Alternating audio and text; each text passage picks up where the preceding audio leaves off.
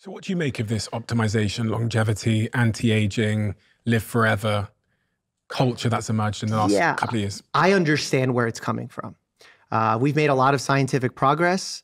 We believe that we should have the answers to the one problem that is facing all of us, and that's that life is not forever. But I feel like the field has been corrupted. And it's actually the way that healthcare has been corrupted across the board. So when we talk about health insurance, the pharma industry, anti-aging industry, a lot of it has been corrupted with capitalism. And I say that as someone who's actually pro-capitalism. But I believe healthcare is a commodity that cannot be Uberized. I love Uber. I love Lyft. I love the idea of being able to call something on demand. Doesn't quite work for healthcare.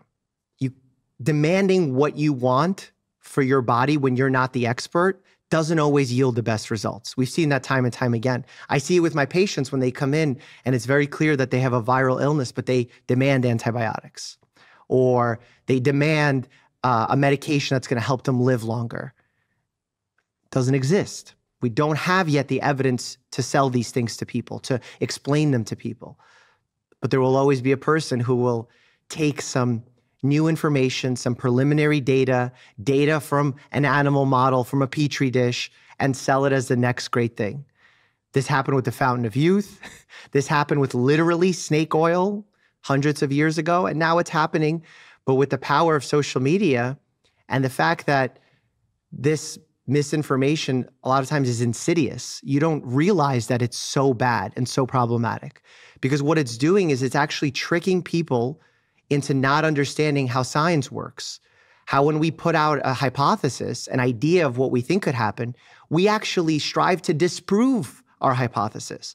So if I say this glass of water here will help you live longer, I will actually, as a scientist, want to set out to prove that it doesn't. And I will think of every way, and I would bring on people to disagree with me and find ways that we could test that this doesn't work. But right now on social media, what you see is a lot of people just supporting what agrees with them. What are some of those ideas that have proliferated across social media that irritate you the most and you think are most harmful? I think the ones that create certainty in an uncertain world. And I think that could apply to pretty much any field. I talked about the gray zone earlier, and I think the gray zone has changed. 30 years ago, the gray zone was weight loss. Yeah. And if you put on any TV channel, especially late at night, there would be a fat burner, there'd be some grapefruit diet or some next great thing that someone came up with. But everyone forgets about all that. People used to sell you nonsense to try and help you lose weight. And all of it didn't work. It was not healthy. Even if it made you lose weight, it was in an unhealthy way. It ended up creating and fueling this almost eating disorder-like cycle for most folks. And then came out some medications like Ozempic.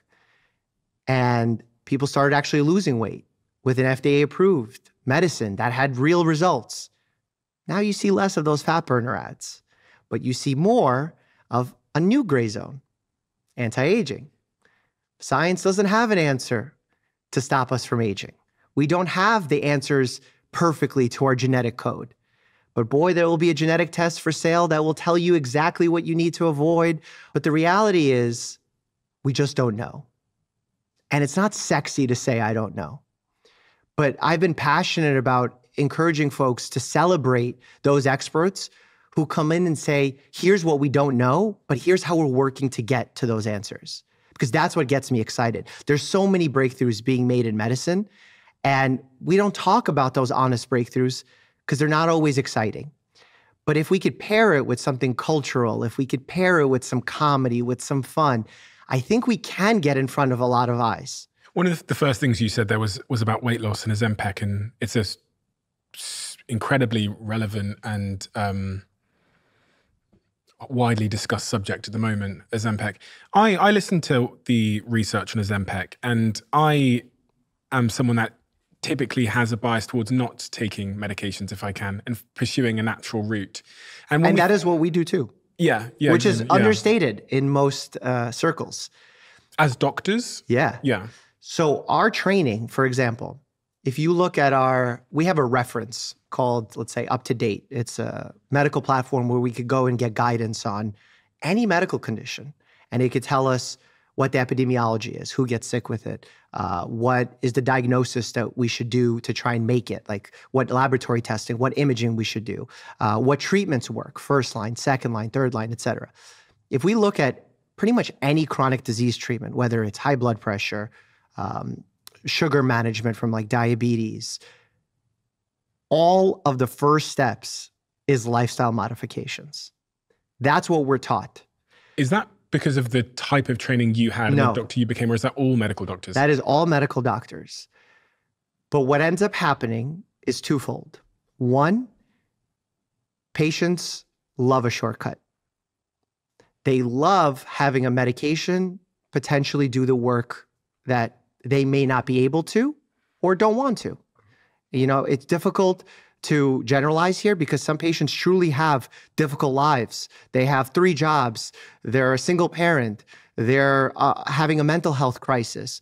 So they may not be able to do those lifestyle changes. But then there's a portion of us who could do it, but prefer to take the shortcut. And that's pretty human of us. We would like to get the shortcut. We would like to take the edge. Is there such a thing as a shortcut? In healthcare, no.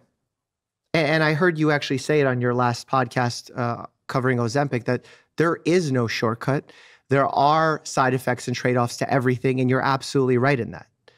There is no such thing as just something that is all good. Hydration. You can't live without it. Over a drink, you'll throw off your electrolytes, you could damage your brain, you could lose your life. Carrots. Healthy food, I would say. Eat enough, you'll turn orange. Same thing goes for medications. And that's why when people go and villainize treatments, medications, supplements, it just depends. And there needs to be nuance. It's too hard to paint medicine with a broad brush, but social media makes that really tempting. That non-Ozempic path, if I'm not going to take the new sort of fat-burning magic pills or the appetite, I guess they suppress appetite, magic pills, that becomes still is a bit of a gray area in many respects, because on the drug side of things, people now have an option that's FDA approved. But if they don't want to pursue that path, there's still all of this other information around, okay, I want to lose weight. And there's lots of opportunity for a lot of people to present them with solutions. There's a roaring debate around calories, which seems to just be never ending.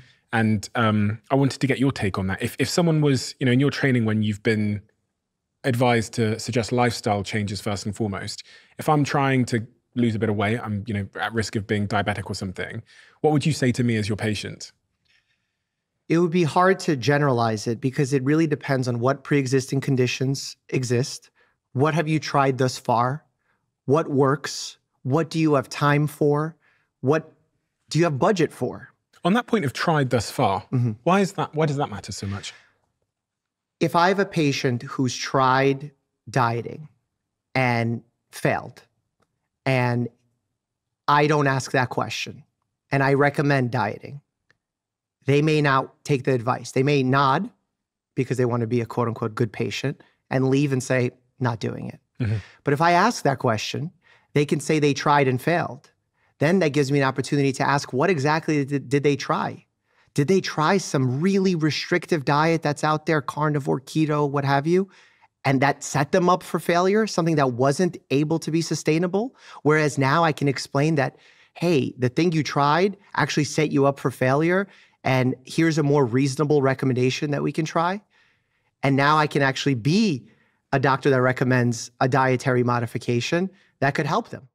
If you love the Diary of a CEO brand and you watch this channel, please do me a huge favor. Become part of the 15% of the viewers on this channel that have hit the subscribe button. It helps us tremendously, and the bigger the channel gets, the bigger the guests.